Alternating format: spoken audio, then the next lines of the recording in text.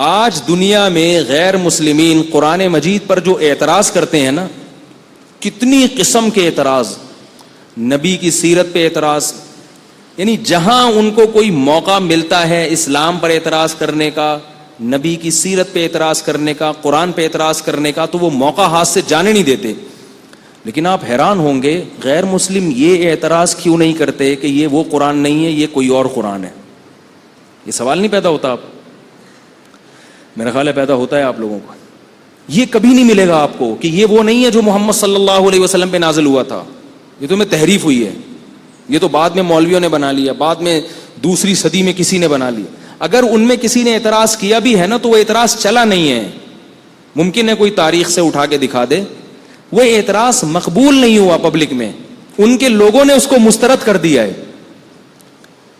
اب سوال پیدا ہوتا ہے کہ کون سی ایسی چیز ہے قرآن کریم میں جس کی وجہ سے یہودی بھی مانتا ہے، عیسائی بھی مانتا ہے، ہندو بھی مانتا ہے، سکھ بھی مانتا ہے، ان کے جو اسکالر ہیں وہ سارے مانتے ہیں کہ یہ وہی کتاب ہے جو محمد صلی اللہ علیہ وسلم پر نازل ہوئی، اور کوئی بھی اس کا انکار نہیں کر سکتا. کون سی ایسی چیز ہے وہ؟ کیا دلیل کیا ہے وہ؟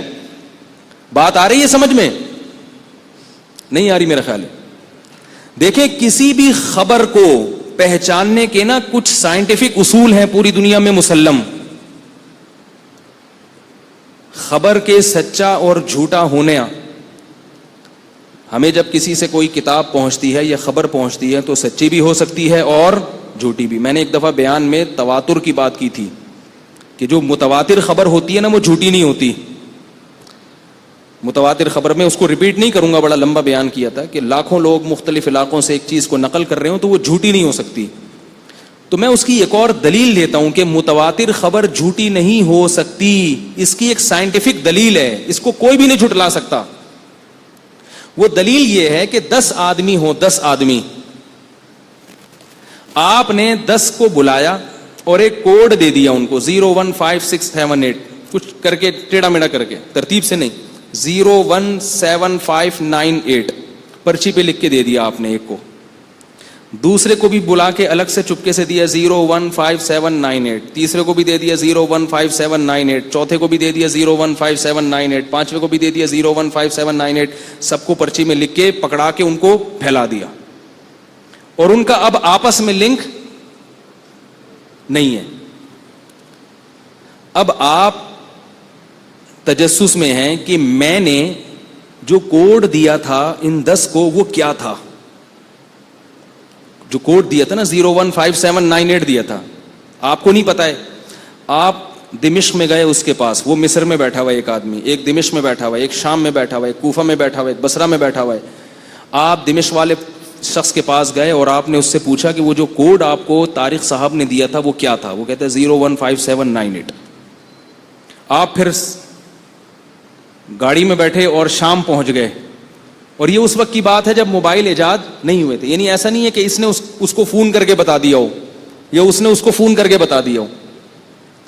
پھر آپ شام پہنچے، پھر آپ مصر پہنچے، جہاں جہاں جا رہے ہیں سب کے پاس سے پرچی پہ بھی وہی کوڈ نکل رہا ہے، اور جس کو زبانی یاد ہے تو زبان پہ بھی وہی کوڈ نکل رہا ہے.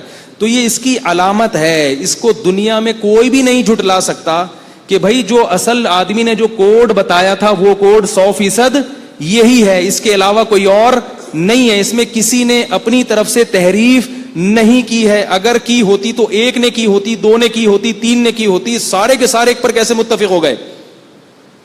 نہیں آ رہی میرا خیال ہے بات.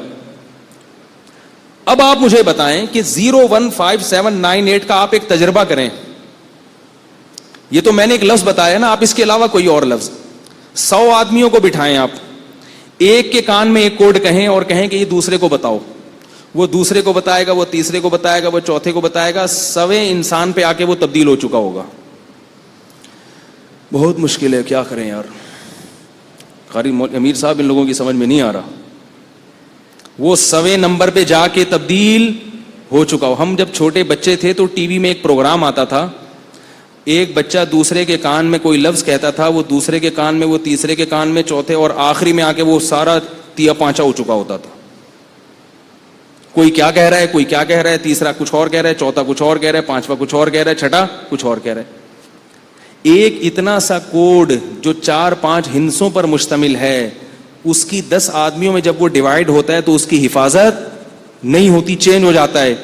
الحم سے لے کے والناس تک قرآن مجید ایک ایسا کوڈ ہے جو نبی صلی اللہ علیہ وسلم نے صحابہ کو بتایا، انہوں نے یاد کیا، لاکھوں ہزاروں صحابہ نے سمجھا، سیکھا، مختلف ملکوں میں پھیل گئے، ان کا آپس میں کنیکشن ختم ہو گیا. کوئی کوفہ میں چلا گیا، کوئی مدینہ میں رہا، کوئی مکہ چلا گیا، کوئی دمشق چلا گیا، کوئی مصر چلا گیا، کوئی آذربائیجان چلے گئے، کوئی افغانستان چلے گئے، کوئی پشاور تک میں قبریں ملتی ہیں، پوری دنیا میں پھیل گئے. انہوں نے ایک دوسرے کو سینہ بسینہ وہ منتقل کیا.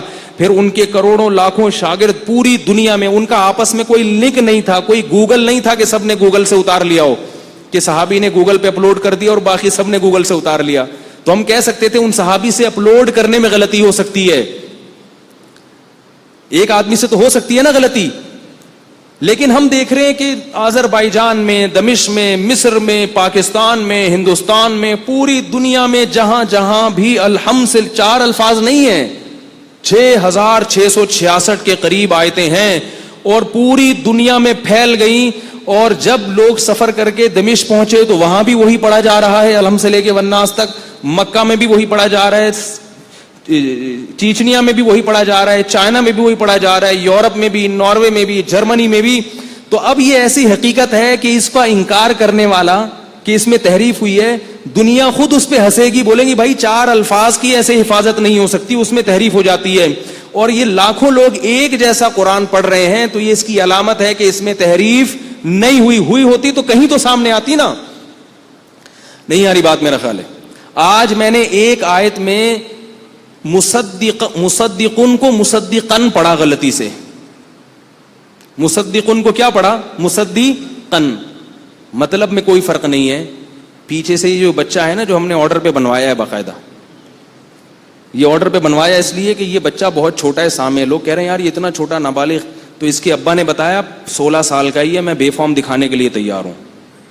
تو اس لیے میں نے کہا تو آپ نے باقاعدہ آرڈر پہ بنوایا ہے. 16 سال کا اتنا سا ماشاءاللہ، لیکن ہے بڑا تیز ماشاءاللہ، اللہ نظر سے بچائے، ہے بڑا تیز. تو آرڈر پہ بنوایا ہم نے سامنے باقاعدہ.